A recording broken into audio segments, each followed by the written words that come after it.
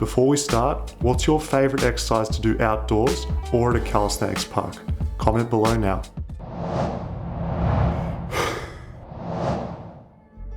Hey everyone, Daniel Vadnal here for Fitness FAQs. I'm going to split this video into 4 sections and show progressions in each from easy to hard. The pulling exercises are going to target the back and arms. The pushing exercises are going to target the chest, shoulders and arms.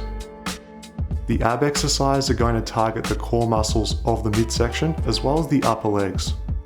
The arm exercises are going to show you how to isolate both the biceps and the triceps using just your body weight. Let's start things off with the basics, the bodyweight row.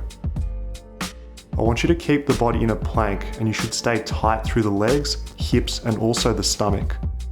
You're going to want to pull up until the elbows meet your sides, and of course we always want to use a full range of motion with our elbows straight at the bottom. The horizontal row can be made harder by having no support at the feet. This one's called an L row. The goal here is to keep the hips level with the shoulders and pull until the elbows meet your sides. Those looking to get their first chin up or increase their reps should definitely use eccentrics. With these, you're going to jump to the top of the bar with the palms facing towards you. Lower down with a constant speed until the arms are straight. Every rep you're going to jump so the chin is above the bar. You're then going to lower down, taking about 8 seconds to reach the straight arm hang. I don't want you to be lazy and do just 1 rep and then rest. You've got to jump to the top and keep doing the eccentrics, genuinely challenging yourself every single set by going rep after rep after rep until fatigue. The full range of motion chin-up is the next step to increasing your pull strength. Chin-ups tend to be easier for most people because the biceps can assist more during this movement. As you get stronger, I want you moving on to the pull-up when you're ready. The hand width on the bar depends on your body type. I just want you choosing whatever feels most comfortable and the one that you feel most strong with. Make sure to pause at both the top and the bottom to get the most out of every single rep. If you've put in the time with your pulling exercises, the muscle up is going to be a realistic exercise for you to try. When you first start out, it's normal to use momentum to make the exercise easier. Over time, your mission is to keep the legs locked straight and use only upper body strength. Are you looking to make the muscle up even harder? Try rings. You're going to need to hold a false grip with the palms over the rings to make the transition possible. Ring muscle ups are a progression because of the instability. The rings are moving in multiple planes and you need to use more body control to make these happen.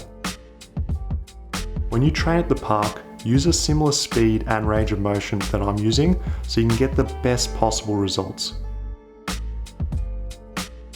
Let's go ahead and challenge one arm at a time with the archer chin-up. When doing these, keep the assisting arm straight and try and use the working arm as much as you can. Force yourself to use full elbow flexion, a big squeeze of the bicep, and getting that chin as high as possible every single rep to really own this exercise. One of the hardest exercises that you can do before one arm chin-ups are eccentrics. Like the beginner progression on 2 arms, you're going to start at the top and then lower down to a hang, taking about 8 seconds. It's really all on you to keep yourself strict with a constant speed from the top down. Remember, full range of motion equals full range of motion strength. If you're finding it too hard with just one arm, you can always use finger assistance to manage the intensity. An absolute brutal exercise for building strong arms, back, and grip strength is rope climbing. Using the legs for momentum is fine, especially when you're first starting out, and you're still going to build strength with this technique. You can progress the rope climb by doing more rounds up and down in a single set.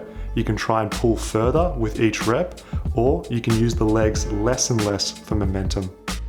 I promise you're going to become an absolute beast by training with the rope. Your physique and strength is going to level up big time. We're going to keep things simple, basic and effective when it comes to abs using the hanging leg raise. The knee raise is the easiest variation with bent knees. For this one, I want you to get those knees compressed as close to the chest as you can every single rep. Couple this with a full breath out, a big squeeze of your hip flexors as well as your abs, and this one's really going to be a good, effective beginner ab exercise. For hanging leg raises, you're trying to get your toes to touch the bar every single rep, and similar to the hanging knee raise, if you do this one properly, you're really going to enjoy that burn in your abs and your hip flexors. I want to show you how to progress the push-up from easy to very difficult in this section. The parallel bar push-up is a great way to increase range of motion when it comes to this staple bodyweight exercise. Keep the body tight by tensing your stomach like you would in a plank. From here, let's set strict form standards. Those elbows have got to be locked at the top, and you're going to lower as deep as your body can handle every rep. Are regular horizontal push-ups getting too easy for you? Let's take a look at the tuck planche push-up. Form-wise for these, you're going to get the knees to the chest, heels to bum, and then you're going to do push-ups without using your legs. Once you've mastered this one, we'll move on to a harder overhead exercise, the pike push-up. With pike push-ups, keep the elbows tucked in by the sides, let the head drop deep between the hands, and I want you to push tall through the shoulders at the lockout. This one's really easy to cheat by rushing and cutting range of motion. I highly recommend that you film your set to make sure that it looks similar to mine. When the pike push-up gets too easy, do handstand push-ups. Of course, these can also be done with the chest or back against a wall if you can't hold a handstand. Don't stress because you're still going to get the benefits of improving overhead strength whether you use a wall or freestanding. I believe dips are an exercise everyone who's serious about getting stronger should be doing. The easiest variation you can do is the parallel bar dip. This is the most common variation and for good reason. It's comfortable and great for overloading the upper body. Another variation that you can try is the straight bar dip. This specific dip is great for those who want to strengthen the top range of motion for bar muscle ups. You're going to get increased lockout strength when training ring dips because you have to fully commit every single rep to get those arms straight. If you're looking to make ring dips even harder without adding any weight, try the archer dip. This is a unilateral focused dip, which is going to emphasize one side of the body at a time. It's pretty challenging because as you go through range, the rings are going to be swinging around and it's on you to stay focused, strong, and balanced during these. The final dip variation I'm going to leave you with is called the Korean dip.